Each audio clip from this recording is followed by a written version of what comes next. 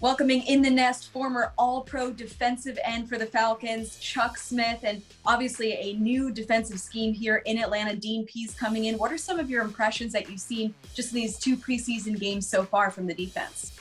Personnel. Let me fit a defense around my personnel, and that's why he's given more of a, to me, the base 3-4. He's going to use some 4-down linemen, but you're going to see a lot of 3-down linemen, a lot of pressures, a lot of blitzes, a lot of trying to create confusion for the offensive coordinators.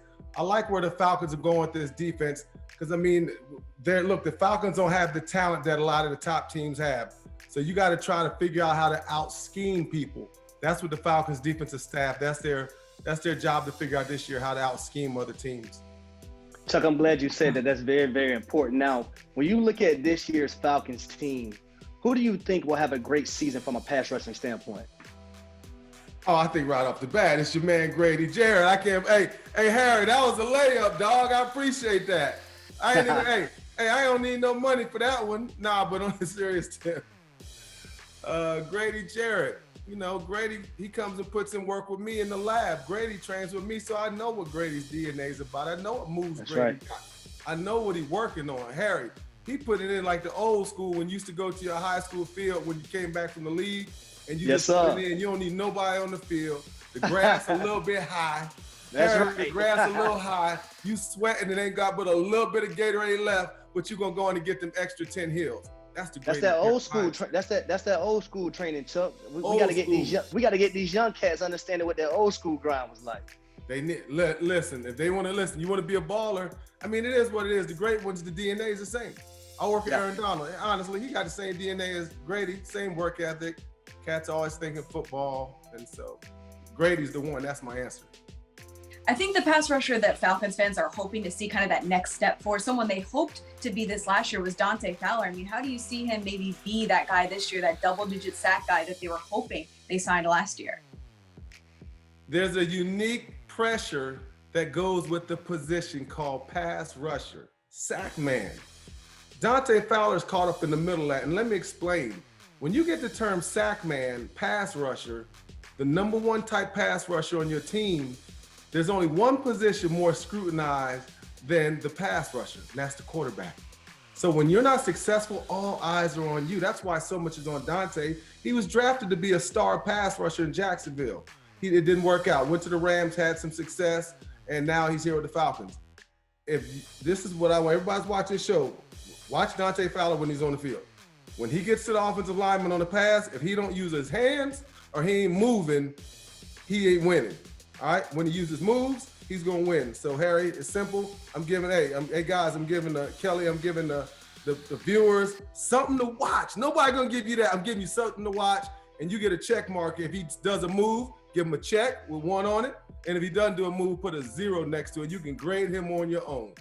But Chuck, that's why I like you though, man, because not only were you great on the field, you're great off the field.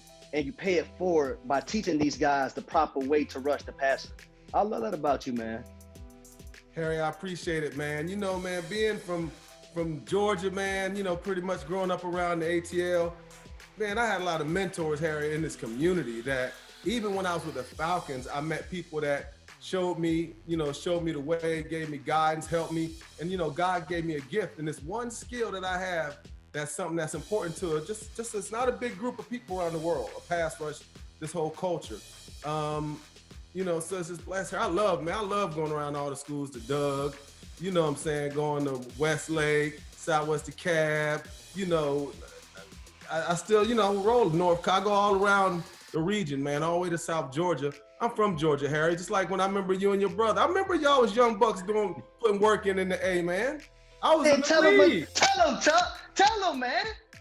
Man, you know, I was already working. Hey, Harry, you was in high school. I was already paying taxes, homie, on you. Hey, Harry, I'm paying taxes. I remember you and your brother, man, the Hooper. I remember y'all was in high school. So, you know, the big OGs was checking y'all out back in the day. Y'all were some ballers. I appreciate that love. So I got to ask you, though, man. I got to take it to when you was a player, man. Who was your favorite teammate when you played for the Falcons?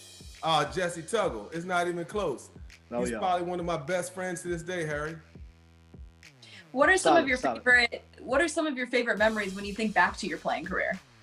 Man, I tell you, my favorite memories, number one, is getting drafted. Harry, I'm thinking I would be a first rounder. Check this out, Kelly. It's a quick story. I ain't gonna keep y'all long, but I got a good one. So I'm thinking at the time, I get rated as the top pass rusher in the draft. It's funny, the top 2 pass rushers in 92 in that draft were me and Marco Coleman, Georgia Tech's defensive line coach, great pass rusher. So when I came out, I thought I was going first round. So, Atlanta hadn't even talked to me. I'm at the Marriott Marquis. This is how close it is. I'm still who's still there. I'm at the Marriott Marquis, man, in 1992 on the floor with my agent, my people, everybody, my family. I fall into the second round because remember back in the day, the draft was almost a whole day or something like that. Mm-hmm. So I fall into the second round. I get a call from a couple teams in the first round. I drop to the second.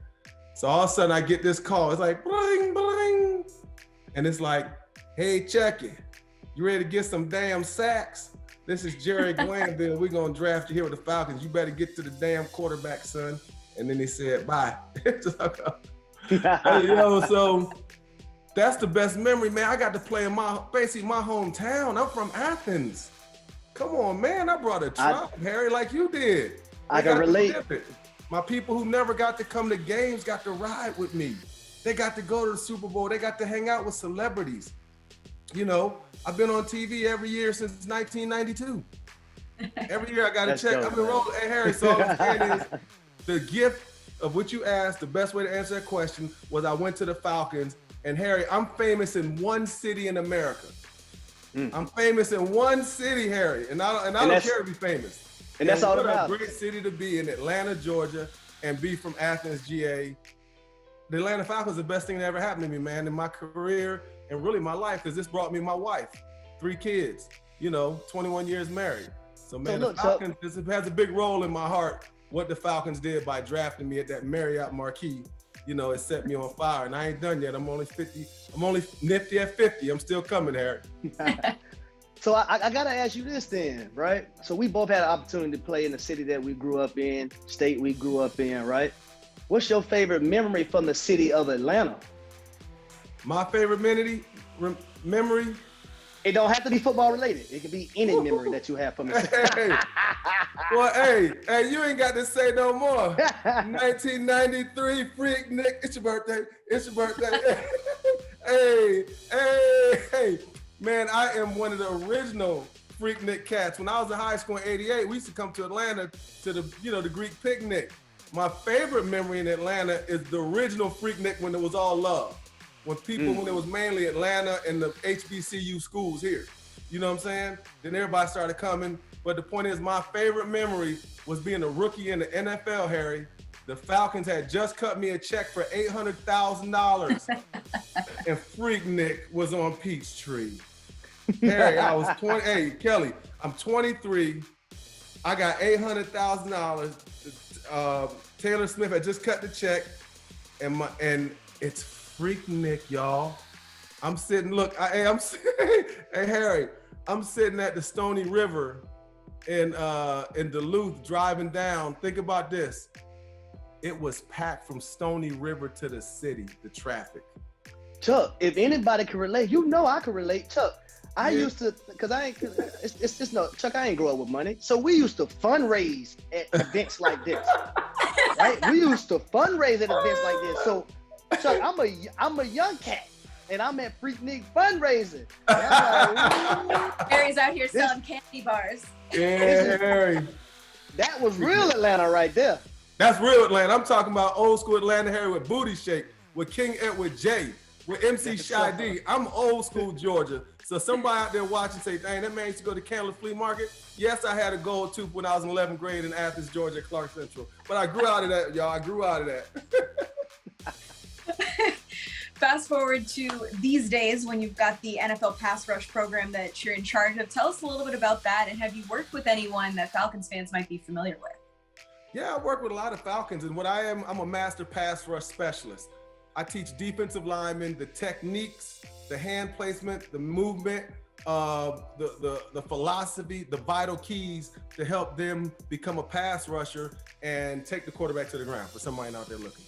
with pass rushers. So I teach them to get to the quarterback, and there's no other way for me to really kind of paint it. But I have a system called vision, get off, hands, and hips. 4 key components to developing a pass rusher. First thing I teach, I'll tell Grady Jarrett or someone that's in that wheelhouse, Von Miller, Aaron Donald, guys that I train. I say, number one thing you got is vision. Improve your eyes, you improve your get off, improve your eyes, you improve your hand placement. Number 2 is get off. The second key component is get off. I want to get off on the ball. I want to get off to a spot. Everything about pass rusher and developing pass rusher from scratch is getting off to a spot. Then the last one, then the third one, you got hands, right? You got vision, get off, and you got hands. You want active, violent hands. All 4 of these key components work together to develop a pass rusher that will take Matt Ryan down to the ground. That will take Peyton Manning. That will beat the best guys. And the last one is hips. There's 4 vital keys: vision, get off, hands, and hips. You got to have fluid hips. So every one of my 24 skill drills develops those signature keys in you. And I teach you and consult all the way through. I deal with pass rushers every day, 30 pass rushers, 40 pass rushers a day, helping them clean up mistakes that they're making. They send me videos. I have a service. They pay. I'm going to get paid, Harry. So when I break down film and give these guys a pass rush report, I give guys before the game a report how to beat the guy in the regular season. Harry, I'm on some different stuff, man. I'm taking this, the training, man, we doing this, we're taking it to another level because pass rush has become such a premium. You know, the demand for me this time of year is traveling to see clients, looking at film, you know, helping players that get cut figure out what team to go to. You know what I mean? Because I know the personnel, Harry.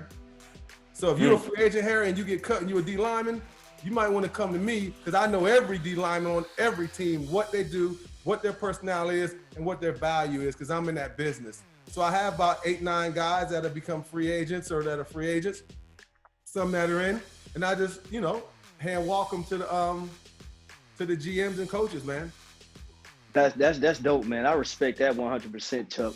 Now, if you had to pick, I love this pass rushing thing, man. If you had to pick one player, right, who was the best pass rusher of all time in your eyes? Reggie White. And I already knew who you was gonna say, but I want you to tell the people who it is. Hey, Harry, Reggie White. Let me just throw out a number. Reggie White had 9 consecutive Reggie White had 9 of his first 10 years in the NFL had double-digit sacks. 9 of his first 10 years, double-digit sacks. I would say Reggie White number 1 because he has the most unstoppable move, size, speed ratio you've ever seen. At 6'4", 6'5", Reggie was 295, ran a 4.6. He had the most deadly, you couldn't stop his move. It was virtually unstoppable. And remember, this dude was like a freight train. You know, so Reggie White.